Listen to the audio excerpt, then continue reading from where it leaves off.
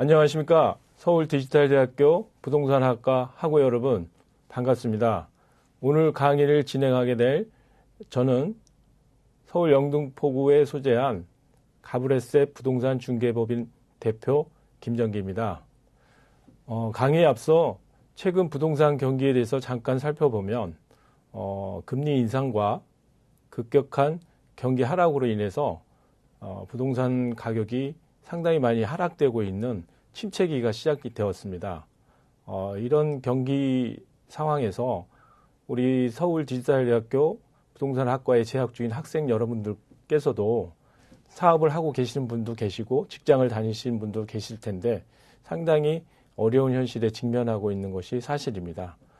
그러한 과정에서 부동산 침체기에서도 재테크를 위해서 여러분들께서 열심히 공부하신다면 조정기가 끝날 때쯤 돼서 부동산을 투자할 수 있는 비밀 병기를 하나씩 만드실 수 있을지 않을까 생각됩니다. 그래서 제가 오늘 시간에 준비한 것은 신탁공매 투자 비밀 공개입니다. 그럼 강의를 시작하겠습니다. 오늘 강의는 5개의 챕터로 구성이 되어 있는데요. 첫 번째 신탁공매 정의, 두 번째 신탁공매 권리 분석, 세 번째 온비드 공매와 한정 공매, 네 번째 명도, 다섯 번째 사례 분석으로 구성되어 있습니다. 1부에서는 3번 온비드 공매와 현장 공매까지 진행하고 2부에서는 명도와 사례 분석을 진행하도록 하겠습니다.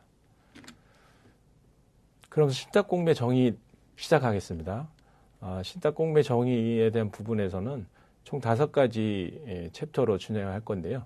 신탁의 정의 부분과 신탁에서 업무와 종류, 공매 대상 부동산 신탁 재산이 뭐가 있는지 살펴보고 부동산 담보 신탁과 공매 실행 과정에 대해서 살펴보겠습니다. 그리고 마지막으로 신탁 공매의 비공개성과 공매 특성에 대해서 알아보도록 하겠습니다. 신탁이라는 어떤 것인지를 한번 살펴보면요. 신탁을 설정하는 자가 곧 위탁자인데 신탁을 인수하는 자, 수탁자 간의 신인관계에 의해서 위탁자가 수탁자에게 특정한 재산을 이전하거나 담보권의 설정 또는 그 밖에 처분을 하고 수탁자로 하여금 일정한 자, 즉 수익자이거든요. 이익 또는 특정의 목적을 위하여 그 재산의 관리, 처분, 운영, 개발, 그 밖에 신탁의 목적을 달성을 위하여 필요한 행위를 하게 되는 법률 관계입니다. 그럼 신탁회사가 어떤 업무를 하는지를 살펴보면요. 신탁회사는 1991년도에 신설된 신탁법에 의해서 기초해가지고 불특정 다수인에게서 금전 또는 부동산 등을 포함한 재산권을 수탁한 후 일정 신탁 보수를 수취합니다. 신탁의 목적에 따라 동재산권을 관리, 개발, 처분하는 행위를 수행하고요. 신탁 영위기관으로서는 금전을 수탁받게 되면 보통 은행이나 증권사로 분류하고 부동산을 수탁받게 되면 부동산 신탁회사라고 나누어지게 됩니다. 업무 중에서는 자산관리와 자금관리, 부동산 금융 상품들이 있고요. 신탁 상품으로서는 토지신탁, 담보신탁, 관리신탁, 처분신탁, 분양관리신탁, PF가 있겠습니다. 이 신탁 상품 중에서 관심 있게 보아야 될 부분들은 담보신탁과 PF인데요. 최근 부동산 개발 회사들이 기본적으로 토지 신탁과 분양 관리 신탁을 실행합니다. 그래서 이런 부분들도 주의 깊게 살펴보시면 좋을 듯 합니다. 다음은 국내 부동산 신탁회사의 종류를 한번 정리를 해봤는데 총 14개의 업체가 있습니다. 하나자산신탁, KB부동산 신탁 등 14개 업체가 있고 이 업체에서 담보신탁을 진행하고 있습니다. 그럼 공매 대상 부동산 신탁 재산에 대해서 잠깐 살펴보면요. 부동산 담보신탁에 대한 부분입니다. 부동산 소유자가 자신 또는 타인의 채무 내지는 책임의 이행을 보장하기 위해서 자기 소유의 부동산을 담보로 제공할 목적으로 이용하는 신탁입니다. 신탁 계약에 의하여 위탁자가 수탁자에게 소유권 이전 등기를 이전한 후 위탁자에게 수익증권을 발급하고 위탁자는 수익증권으로 대출기관에 담보를 제공한 후에 대출을 받게 됩니다. 소유권이 신탁이 되기 때문에 보호되면서 압류, 각종 권리 설정 등이 배제돼서 재산권을 안전하게 보존 관리하므로 채권자 입장에서 봤을 때는 관리가 아주 용이하다는 이점이 있습니다. 그러면 근저당 설정 대출한 거와 부동산 담보 신탁할 때의 비교를 한번 해보도록 하겠습니다. 구분은 담보권 설정 방식에 대해서 한번 보면 근저당권은 등기부상의 을구에 표시가 되죠. 그 다음에 담보신탁 같은 경우는 등기부상 갑구에 표시가 됩니다. 흔히 등기부 등본은 표제부와 갑구와 을구로 나누어져 있는데 표제부 같은 경우는 부동산의 표시에 대해서 나타나고요. 갑구는 소유권에 관련해서 나타납니다. 그리고 을구는 소유권 이외의 권리사항에 대해서 설정이 되는 건데요. 지금 부동산 담보신탁 같은 경우는 소유권을 넘겨오기 때문에 등기부상 갑구에 표시가 되는 것입니다. 채권 회수 방법으로서는 근저당권 같은 경우는 법원 경매로서 채권 회수를 하고 담보신탁 같은 경우는 신탁기관에서 직접 공매를 통해서 채권 회수를 하게 되어 있습니다. 채권 실행 절차를 살펴보면 근저당권에 대한 대출이 회수가 안 됐을 때 채권을 실행하게 되면 절차가 복잡하죠. 경매를 통해서 회수를 해야 되니까. 그리고 기간이 상당히 장기간이 소요가 됩니다. 보통 경매 신청하고 나서 제1회 경매 기일이 잡히기까지가 약 6개월에서 8개월 정도가 소요가 되고요.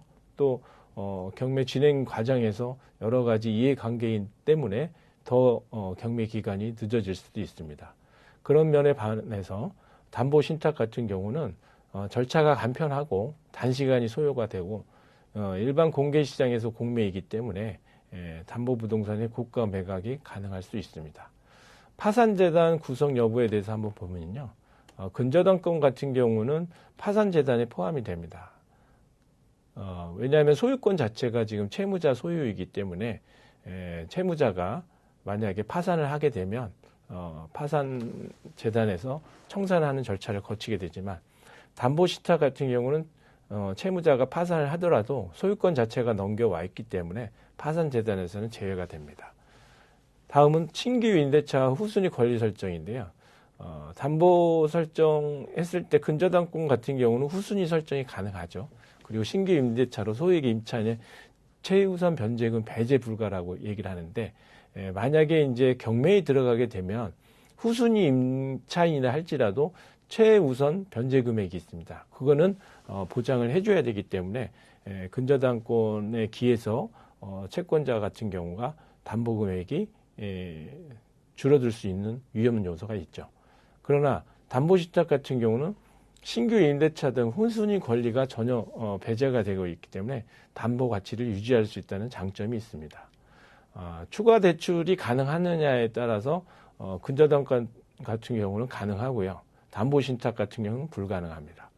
또 소유 경미를 보게 되면 취등록세 같은 등록세, 교육세, 채권만 들어가는 근저당권에 비해서 담보신탁 같은 경우는 부동산 신탁 보수가 금액에 따라 차이가 있긴 하지만 약 100만 원에서 200만 원 정도 추가로 소요가 된다는 점 참조하시면 될 것 같습니다. 다음으로 공매 대상 부동산 신탁 재산이 어떤 것이 있는 건지 한번 살펴보도록 하겠습니다. 그 분양관리 신탁이라고 있는데요. 분양관리 신탁은 수분양자의 보호를 위해서 건축물의 분양에 관한 법률에 의거한 공동주택을 제외한 오피스텔, 상가 등의 건축물을 선분양하기 위해서는 두 가지 요건을 정하고 있습니다. 금융기관으로부터 분양 보증을 받는 경우와 신탁회사와 분양관리 신탁 및 자금관리 대리사무계약을 체결하게 되면 보증을 받는 걸로 인정을 하고 있습니다. 금융기관에서 분양 보증을 받는 경우는 수수료가 상당히 비싸기 때문에 수수료가 저렴한 신탁회사와 계약을 체결해서 위탁자의 사업부지를 안전하게 보호하는 상태입니다. 신탁회사는 분양관리 과정에서 미분양이 발생하면 이때 신탁공매로 매각이 가능합니다. 다음으로는 부동산 처분 신탁이 있는데 부동산 처분 신탁은 부동산의 처분 방법이나 절차에 어려움이 있는 부동산 또는 대형 고가의 부동산을 효율적으로 처분할 필요가 있는 경우 일정한 보수를 받고 부동산을 처분하여 처분 대금을 수익자에게 교부하는 상품입니다. 처분 신탁으로 등기된 경우 위탁자를 채무자로 한 채권자는 등기 후 가처분 가압류가 불가능하고 소유권을 안전하게 보호할 수 있습니다. 가령 어떤 뭐 큰 빌딩을 갖고 계신 분이 매각을 하려고 진행하는 도중에 그 소유자의 이해관계 때문에 채무가 발생이 돼서 그 부분에 경매를 집어넣는다든지 하는 부분들이 생기게 되면 물건에 대한 빌딩을 처분할 때 시간이 많이 소요가 되고 여러 가지 안 좋은 면이 발생되기 때문에 그런 경우 이러한 부동산 처분 신탁으로 처분하는 경우도 있습니다. 이 부분도 마찬가지로 공매로 신탁 공매로 매각을 할 수가 있습니다. 그럼 다음은 부동산 담보 신탁과 공매 실행 과정에 대해서 살펴보겠습니다. 첫 번째로 이제 위탁자가 대출 기간, 즉 은행하고 대출 조건을 확정을 해서 대출 계약서를 작성하게 됩니다. 보통 부동산 담보 신탁을 진행하는 경우는 1금융권에서는 진행을 많이 안 하는 편이고요. 우리가 봤을 때 2금융권에 속하는 뭐 수협, 신협, 새마을금고, 농협 중에서도 단위농협 같은 곳에서 이러한 부동산 담보 신탁을 많이 이용을 하는데요. 그곳과 대출 조건을 확정해서 대출 계약서를 작성하게 되면 두 번째로 이제 담보 신탁 계약서를 작성합니다. 이때는 이제 신탁 회사와 작성을 하고요. 세 번째로는 수탁자하고 소유권 보전 및 관리를 신탁 재산에 관해서 진행을 하고 수탁자는 수익주권을 발행을 위탁자에게 해줍니다. 그 다음에 우선 수익자에게 수익증권 또한 발행을 해주고요. 금융기관 수익증서를 담보로 해가지고 위탁자에게 이제 대출금을 지급해주는 이러한 구조로 담보신탁 공매는 담보신탁이 실행이 되게 됩니다. 신탁 공매의 비공개성과 공매 특성에 대해서 잠깐 살펴보면요. 법원 경매는 경매 기입 등기라는 등기를 하게 되고 압류재산은 공매 공고 등기를 하게 되는데요. 등기로서 이제 정보가 공개가 됩니다. 이에 반해서 신탁 공매는 정보가 극히 비공개적입니다.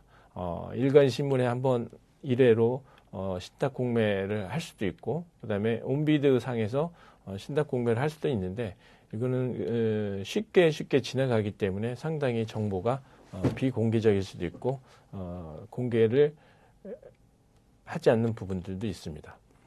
신탁 공매 특성에 대해서 잠깐 살펴보면 진행 물건이 일단은 적습니다. 그다음에 정보가 부족하고요. 가장 큰 특성이 뭐냐면 매각 절차가 너무 빠릅니다. 그래서 내가 이 신탁재산 공매 물건에 대해서 관심을 가지고 하려고 했는데 시간이 안 맞아가지고 아니면 늦어가지고 입찰도 못하는 경우가 상당히 많죠.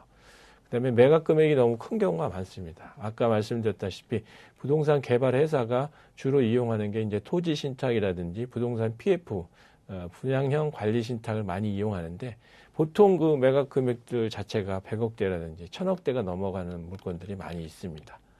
그런 거를 참조하시면 될 것 같고요.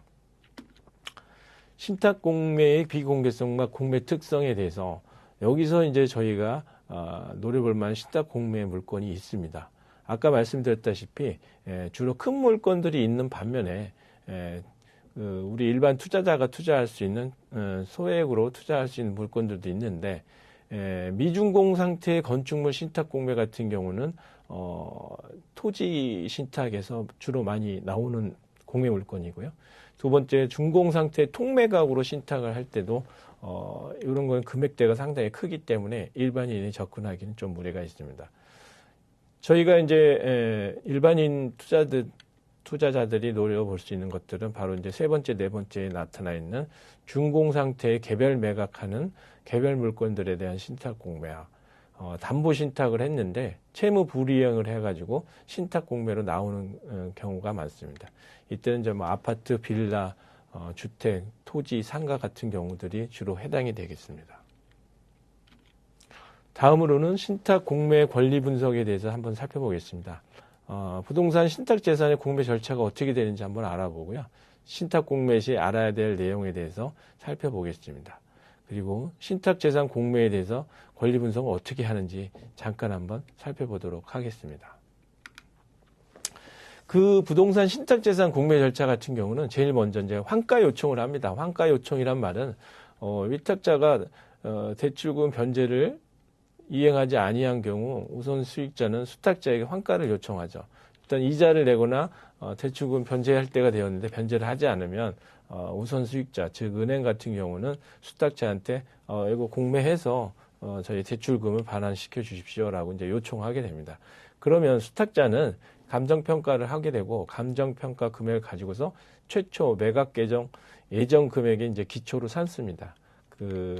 그런 다음에 공매 공고를 실시하게 되죠. 아까 말씀드렸다시피 공매 공고는 일간 신문에 한번 게재를 하고 온비드 공매 공고를 하기도 합니다.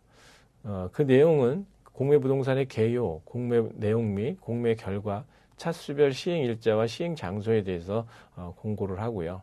입찰 방법 및 입찰 시 제출 서류도 안내를 하고 있습니다.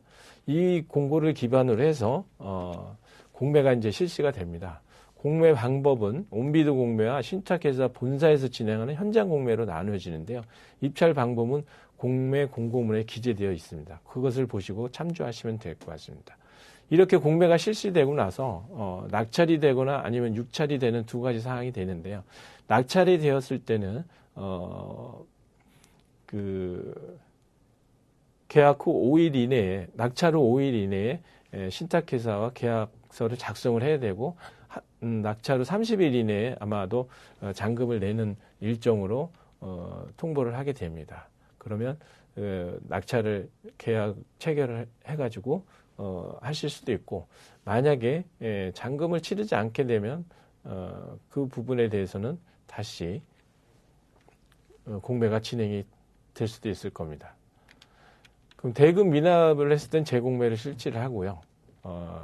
대금을 납부를 했을 때는 소유권 이전 등기를 하는데 정해진 대금 납부 기간에 잔금을 납부하면 소유권 이전 등기를 할 수가 있습니다. 그 소유권 이전 등기를 끝내고 나면 신탁회사에서는 그 매각 대금으로 최우선으로 공매 비용을 공제하고요. 두 번째로는 우선 수익자 배분을 해서 은행의 대출금에 대한 부분들을 상환을 하고 남는 금액이 있을 때는 이제 위탁자 순으로 해가지고 배분을 해줍니다. 그리고 나서 이제 신탁은 해지가 돼가지고 종료가 되는 것으로 마감을 하고 있습니다. 두 번째 이제 신탁 공매 시 알아야 될 내용에 대해서 잠깐 한번 말씀을 드리면요. 신탁 공매가 온비드 공매로 진행이 되는지 현장 공매로 진행이 되는지를 공매 공고로 반드시 확인을 하셔야 됩니다. 왜냐하면 온비드 상에서도 현장 공매로 진행되는 물건들이 있고요. 현장 공매인 경우는 온비드에서 진행하지 않기 때문에 물건이 어디에서 진행했는지 반드시 확인하시는 습관을 들이셔야 될 것 같습니다.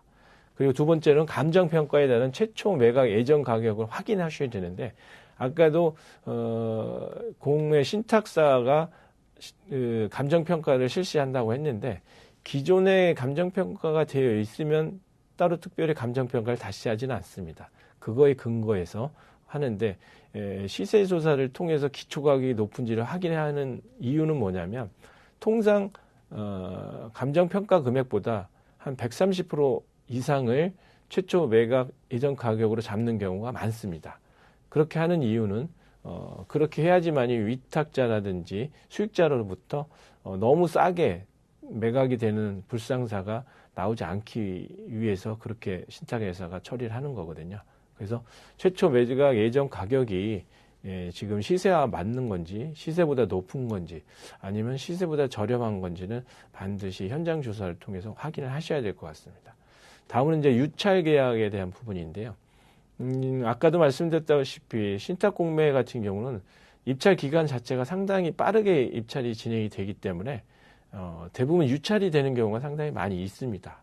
그런데 유찰이 됐을 때는 전 회차에 대한 금액으로 수의 계약을 할 수 있는 장점이 있습니다. 만약에 내가 어떤 물건에 대해서 입찰하려고 했는데 다음 회차를 들어가는 것보단 전 회차의 마지막 그 금액으로 내가 낙찰을 취득하고 싶다고는 생각이 되면 신탁회사에 전화를 해가지고 수의계약으로 처리할 수가 있는 장점이 있기 때문에 유찰이 됐을 때는 수의계약을 잘 살펴보시는 것도 도움이 되겠습니다. 그리고 낙찰을 받아서 계약을 하고 나서 실거래가 신고를 하셔야 되는데요. 이 부분에 대해서 잠깐 잊고 계시는 분들이 상당히 많습니다. 이게 이제 최근 2년 전서부터 실거래가 신고 의무가 이제 부과가 돼가지고 매수자나 매도자 중 한 사람이 실거래가를 신고하게끔 되어 있는데요. 가령 이제 부동산 중개사무소를 통해서 매매를 하신다고 하게 되면 보통 공인중개사가 이런 실거래가 신고를 함으로써 이런 것들을 진행할 필요가 없는데, 이 신탁공매는 본인이 직접 진행하시는 거기 때문에, 그리고 신탁회사가 이 실거래가 신고를 해주지를 않습니다. 담당자가. 매수자가 직접 이 실거래가 신고를 하라고 통지를 하기 때문에, 그 실거래가 신고를 하지 않아서 나오는 과태료에 대한 부분들은 매수자 본인이 책임져야 되는 부분이기 때문에 꼭 잊지 말고서 실거래가 신고를 하셔야 된다는 거 알고 계셔야 될 것 같습니다. 다음으로 소유권 이전 등기후 명도 책임은 대부분의 신탁공매에서는 매수자 책임으로 진행하고 있기 때문에 간혹 신탁회사가 명도를 해줄 수도 있는 부분이 있는데 그건 극히 드물고요. 명도 책임에 대한 부분들은 매수자인 본인이 책임져야 된다는 거 꼭 기억하셔야 될 것 같습니다. 그래서 현장 조사하실 때 명도에 대한 부분들 같은 경우도 잘 살펴가지고 입찰에 참여하시는 것을 알고 계셔야 될 것 같습니다. 다음으로는 신탁재산 공매 권리 분석 방법에 대해서 말씀을 드리는데요. 앞서 말씀드린 압류재산 공매와 법원 경매는 소멸주의입니다. 즉 모든 권리들은 낙찰자에게 인수되지 않고 소멸이 됩니다. 그 낙찰되는 순간에. 그런데 신탁재산 공매는 인수주의를 택하고 있습니다. 우리가 부동산 매매 계약했을 때 매매 계약 당시에 매도자로서부터 어떤 부분들은 인수를 해줘야 된다. 어떤 부분들 같은 경우는 잔금 처리할 때 소멸시키겠다. 서로 합의를 한 상태에서 계약을 시키기 때문에 그런 부분들하고 마찬가지라고 보는데 신탁 재산 같은 경우는 공매를 통하기 때문에 공매 공고에서 어떤 것들을 인수하라고 반드시 표기가 되어집니다. 그리고 인수하지 않아야 될 것들은 굳이 코멘트를 해주지는 않고요. 그래서 매각 조건인 공고문과 공매 담당자한테 전화를 하셔가지고 반드시 내가 이 물건을 취득했을 때 인수해야 될 부분들, 위험 요소들이 있는지를 담당자를 통해서 꼭 확인을 하셔야 됩니다. 또한 말소 기준 권리가 이쪽에는 없기 때문에 신탁 공매에서는 어떤 걸 기준하게 되냐면 신탁 등기가 됐던 시점으로 기준 권리를 파악하실 수가 있습니다. 아까 말씀드렸다시피 담보대출을 하기 위해서 소유권을 지금 넘기는 상태이기 때문에 소유권이 넘어올 때 신탁사는 지저분한 권리들이 설정되어 있는 부분들을 다 해지를 시켜줄 것을 요구합니다. 그래서 소유권이 넘어갔을 때는 소유권 이전에 전 소유자가 갖고 있던 여러 가지 권리들에 대한 부분들을 일괄 정리를 해서 신탁 등기를 보통 하게 되죠. 그러면서 이제 대출금을 은행에서도 지급을 하는 거니까. 근데 거기에 만약에 이해관계가 있거나 여러 가지 복잡한 권리들이 있을 때는 은행에서 봤을 때는 대출을 안 해주려고 하겠죠. 그래서 신탁 등기가 됐을 때는 모든 소유권이라든지 소유권 이외의 권리 관계들이 정리가 된다. 그렇게 생각하시면 됩니다. 그래서 법원 경매에서 진행했을 때 말소 기준 권리하고 유사하게 신탁 등기가 됐던 시점을 기준해가지고 권리 관계를 파악하시면 권리 분석이 아주 쉽게 될 수가 있습니다. 다음으로는 신탁 원부를 확인하셔야 되는데요. 부동산 담보 신탁을 할 때 반드시 신탁 원부를 생성이 됩니다. 왜 그러냐면은 위탁자가 은행하고 협의했던 어떤 부분들에 대해서 신탁 계약서를 작성한다고 아까 이전 챕터에서 말씀드렸다시피 신탁 계약서가 곧 신탁 원부나 마찬가지인데 이 신탁 원부를 통해서 권리관계 내지는 어느 정도의 담보대출을 받았는지를 확인할 수가 있기 때문에 그 신탁 원부를 꼭 확인을 하시고 나서 신탁 공매에 입찰에 참여하셔야 될 거를 말씀드리는 겁니다. 그리고 주민센터에 가시게 되면 전입세대 연락 내역을 발급할 수가 있는데 이때 주민센터 가실 때 온비드 공매에 나와 있던 부분이라든지 신탁 공매 공고문이라든지 그런 공고물을 출력을 해가지고 주민센터를 가서 제시를 하시면 주민센터에서 전입세대 열람 내역을 발급을 해줍니다. 그래서 그 발급받으신 걸 가지고서 신탁 원부 뛸 때 보면 등기 사항에서 전 소유자 내용이 나오니까 전 소유자하고 지금 현재 전입세대 열람 내역에 있는 임차인이라든지 전입되어 있는 사람들하고 분석을 해가지고 대항력이 있는지 없는지를 판단하시면 될 것 같습니다. 다음은 이제 우선 수익자 대출 금융기관을 통해서 이제 인수 권리가 있는지 위험 요소가 있는지 파악하실 수가 있는데요. 아까 신탁 원부에서 어디 땡땡 새마을 금고라든지 어디 수협이라든지 그런 부분들을 알 수가 있습니다. 그래서 인터넷에서 연락처를 확인해가지고 금융기관에 전화를 하셔가지고 이 물건에 대해서 인수 권리가 있는지, 특히 임차인들이 있는지 아니면 그 전 소유자나 전입세대 열람 내역에서 알지 못하는 이 전입자가 있을 경우가 있습니다. 근데 그런 부분들에 대해서는 이 대출금융기관에서 아주 상세하게 알고 있기 때문에 또한 이제 거기서 무상 거주할 수 있는 사항도 생길 수가 있는데 무상 거주 확인서 같은 경우도 대출금융기관에서 가지고 있는 확률이 많이 있습니다. 그래서 그러한 부분들을 우선수익자인 대출금융기관을 통해서 인수 권리가 있게 되는지를 한번 파악하시면 되겠습니다. 그리고 이제 아까 말씀드린 신탁 원부에 대해서 제가 샘플을 가지고 와서 지금 말씀을 드렸는데요. 좌측에 보시게 되면 이게 바로 이제 부동산 담보 신탁 계약서의 샘플입니다. 이거는 14개의 신탁사가 모두 공통으로 사용하는 부분이기 때문에 내용이 신탁 원부를 띄게 되면 상당히 한 100페이지 가까이 되고 있는 사항인데 그런 부분들을 다 아실 필요는 없고요. 그 내용 중에서 중요한 부분들만 살펴보도록 하겠습니다. 부동산 담보 신탁 계약서를 보게 되면 이제 위탁자가 나타나고 있고요. 수탁자가 있고, 그 다음 제1순위 우선 수익자라고 해서 한강 새마을금고 이렇게 표시가 되어 있습니다. 이렇게 바로 이제 대출금융기관이고요. 그 신탁 계약서 상에서 마지막으로 끝에 보시게 되면 이제 별지가 있는데, 이 별지 1에 대한 부분들은 이제 신탁 부동산에 표시해가지고 신탁 부동산이 어떤 거가 있는지를 구체적으로 이렇게 표시를 해줍니다. 별지 2에 대한 부분들을 보시게 되면 지금 화면에서 보시게 되는 좌측에 있는 건데요. 신탁 계약의 주요 내용에 대해서 이제 별지에 표시가 되고 있습니다. 자, 수익자는 누가 있고, 그 다음에 채무자는 누구고, 수익권 증서 금액인 얼마이다. 그래서 1순위가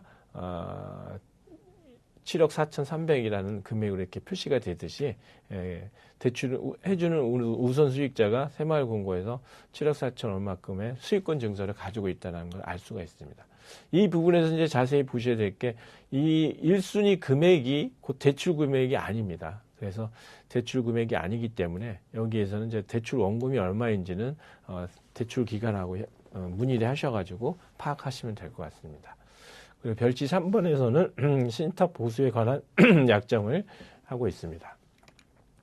여기서 보면은 이제 재산 처분 보수는 처분 가격에 따라서 이제 비율이 정해져 있고 이 비율에 따라서 신탁 보수는 청구를 하고 있습니다. 다음 이제 온비드 공매, 현장 공매에 대한 부분인데요. 이제 온비드 공매와 현장 공매 같은 경우는 아까 어떤 방식으로 진행이 되는지 한번 설명을 드리겠습니다. 온비드를 검색해가지고 온비드 메인 홈페이지에 들어가게 되면 부동산 검색을 하셔가지고 원하는 지역을 선택하게 되면 지금 저는 서울특별시 강남구 청담동으로 검색을 해봤더니 이렇게 이제 이 물건이 현재 진행 중이라고 해가지고 나와 있습니다. 지금 이제 그 물건 사항을 보시게 되면 물건 관리번호가 있고 주소가 있고 처분 방식은 매각이고 기타 일반 재산으로 표시가 되어 있고 용도 아파트 면적에 대한 부분 나와 있고 감정평가 금액을 했다. 감정평가서가 이제 포함이 되어 있고요. 감정평가 금액은 14억 2천이라고 표시가 되어 있습니다. 입찰 방식에 대해서 이제 표시를 해주고요. 입찰 일반 경쟁하고 최고가 방식으로 총액으로 나와 있습니다.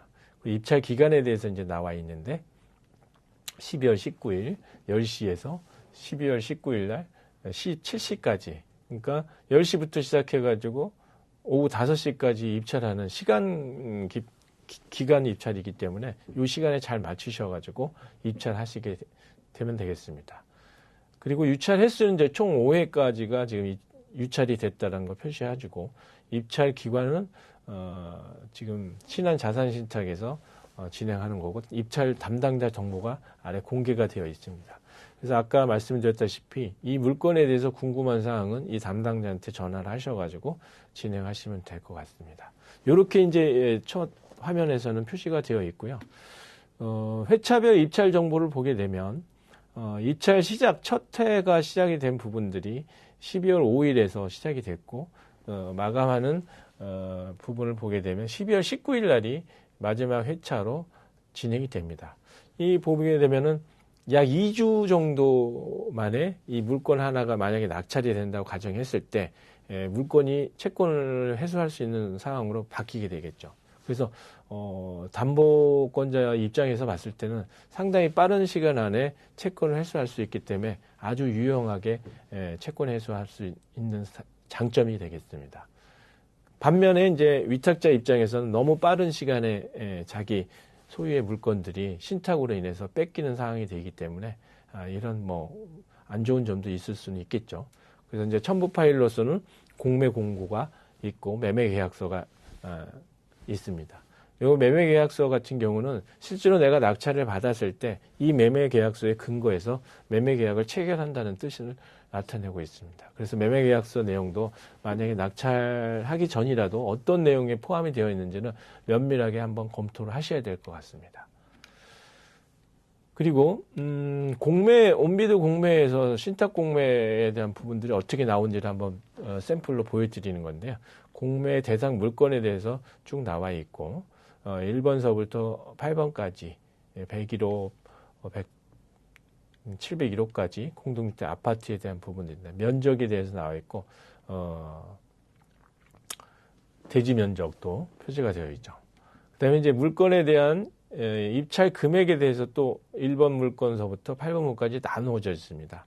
그래서 이러한 그 개별로 매각이 되기 때문에 이러한 물건들에 따라서 입찰을 하셔야 된다는 거 기억하시고 꼭 물건 번호에 따라서 입찰을 하시는 것도 기억을 해 두시면 좋을 것 같습니다.